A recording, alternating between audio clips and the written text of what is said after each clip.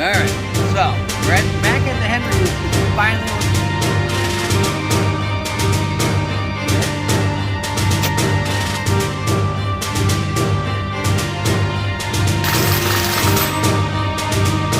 roll call to a 9 here. And what I have here is the Ruger American. It's in 22 long rifle. So I've been shooting this gun off and on for the last few weeks because squirrel season's around the corner, and I bought this gun for that purpose. I know a lot of people use a shotgun, they use different types of guns. I'm going to try and use a 22 this year and see how well that works out for me. Plus it has a threaded barrel, and whenever the government releases my can, I'm going to use that as well with this gun. So over the course of time shooting it, I never quite had a problem, but I didn't run high round counts into there. Just enough to zero the rifle. That's about it. And then clean it and put it up. Now this is my critter getter, and I should have used it on that ground squirrel yesterday, but I didn't.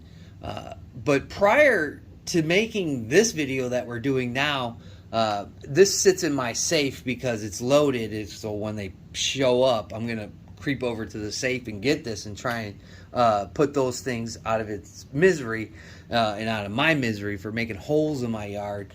But the round wouldn't eject out of it. And that's what I'm having problems and issues with now. I called CloverTac, one of the fuddiest fuds that I know, really paid attention to the conversation we had, and he gave me some really good pointers that I started to use on this gun just to make sure it's reliable. The worst thing you can do is take a piece of equipment out into the field, especially hunting, and it not work. And it doesn't make for a fun day at the range either. Clearing malfunctions takes time and effort at moments of your shooting session.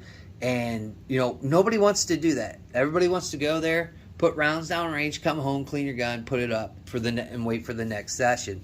That's ideal. That's an ideal range day for me. I don't know about you. But I've been having all kinds of extracting issues. I did watch a video on YouTube about the Ruger Precision in 22 that they have out on the market. And this guy was having the same issues I was having. Not only that, in his comment section, people were saying they had the same rifle that I have, and they're having extraction issues. So my guess is the extractor on these guns is weak. It's just not good. And, you know, I'm not trying to bash Ruger here because I know there's a lot of fanboys of Ruger, and especially their GP100s and their LCRX line.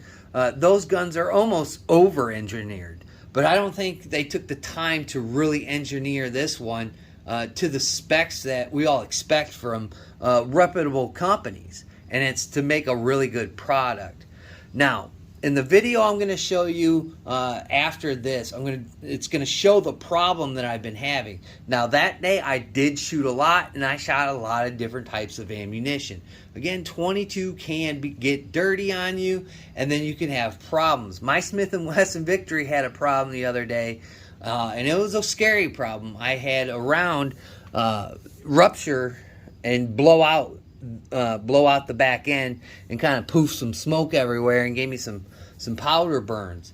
That can be caused by a lot of things, whether it's bad ammo or the gun was just getting too dirty. And I pinned Clover's comment because he commented on there, and then you start having headspace problems. That stuff can happen when shooting. A lot of people don't understand. Shooting is dangerous. Make sure you wear the proper tire and the proper safety equipment while shooting.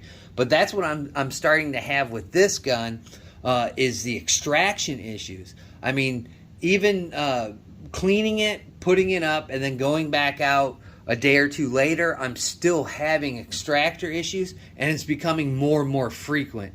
It used to be like every 5 or 6 rounds. Then it dropped to every 3 rounds. Now it's every other round. And that makes for a really debilitating day, especially when the spent casing gets stuck in there and you got to stop and try and pry it out of there and extract the case yourself. So that's the issue I've been having with this gun. And I'm going to tell you right now, unless somebody can help me out, I called the gunsmith. I'm going to call him tomorrow and try and find a way to fix this problem. This gun's not going to come out in the field with me, and I'm going to have to choose a different option, which is, of course, the old shotgun method for squirrel hunting, especially rabbit. I don't like to go out in the field with unreliable equipment.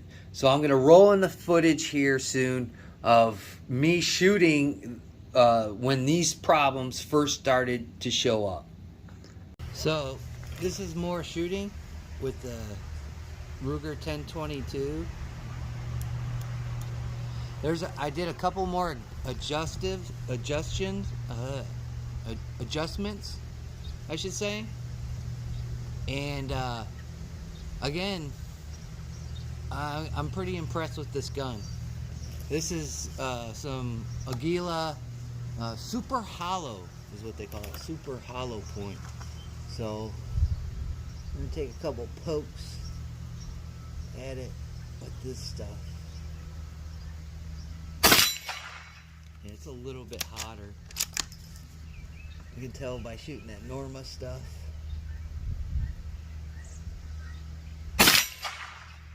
That's hitting hard. It smells weird too. I pulled that one. I'm trying to shoot those little targets on the bottom there. I get kind of overwhelmed here.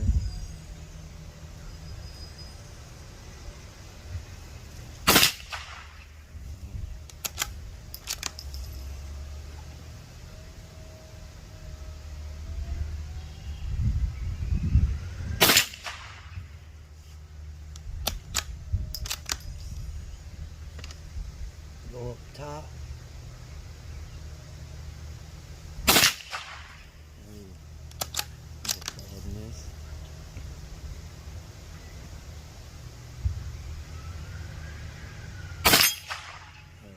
That's right there, right in the blue. Oh. First failure. Right here. Turn the camera. Failure to eject there. As you can see. Right there. Failure to eject. So, the first hiccup. Glad I caught that on camera. First hiccup so far.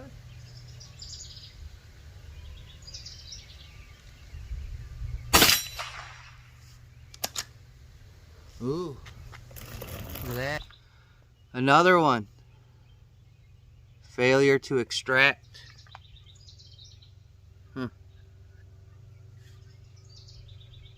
That's a problem. So now I'm catching malfunctions. In that video, I didn't play the whole thing because who wants to sit around and watch people have malfunctions with a gun? So I kept on having malfunctions. I was about only at 100 rounds or so at the end of that video. And I've seen people shoot about 200 or 300 rounds and have a pretty big session with 22 and not develop the problems that I had.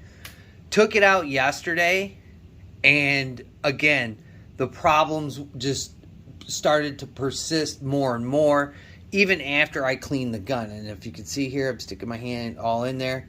Look, it's just got oil on it. So the gun was clean. And then again, prior to this video, I took out the live ammunition, and there's still rounds stuck in the chamber. So my thought process on this is be very cautious of this gun and the Ruger Precision the video that I seen was a Ruger Precision that started to have the same problems. Again, I think it has to do with the extractor. I think the extractor on these guns aren't good. Pretty much what CloverTac said. And I'm going to tell you right now, I don't feel comfortable taking this thing out. I just don't. I can't afford to have constant malfunctions in a gun. Again, I cleaned this gun before I shot yesterday, and it still had malfunctions. It still had a hard time extracting the spent casing out of the gun. And I can't have that, especially for quick follow-up shots. If you've seen the Critter video, yes, I do miss, but I can't have that when I'm out there hunting and try and fill my freezer, to have to constantly clear malfunctions. And even on 5 or 6 rounds, now it's starting to do it quite often. So I have a dummy round in here, so we're going to throw it in there, and it's probably going to extract it. It's not a live round, it's a plastic round. So the breech is closed, all right? So it's going to extract it. I mean, that's a good sign, but still, I'm probably going to take this out before I actually step out and go and shoot squirrels, and make sure this gun's going to extract. So far, it is extracting at this point. So that's a good sign. I don't know what will happen when I start shooting and we start getting powder and all the nonsense when you shoot a round off and you start getting dirty, or you start getting little particles in there to create a malfunction. So again, I would be really cautious of this. If you do buy one, that's a problem you're probably going to run into. I mean, looking at the video that I watched off another YouTuber's stuff, every other comment was a comment about weak extraction from this gun or the Ruger Precision that had come out. And again, shooting this gun without malfunctions, it's a tack driver. This is a Bushnell Banner 2 on it, and I'm going to tell you right now, yeah, it looks a little gaudy, but it is spot on. When I mean spot on, I can put rounds on top of rounds while shooting this. But again, if it's going to continuously have this failure to eject problem, it's not reliable, and I'm not going to take a gun that's not going to be reliable out in the field. Sometimes I do carry a backup gun on me. Again, if I start experiencing problems with a gun, I always bring a second gun just in case.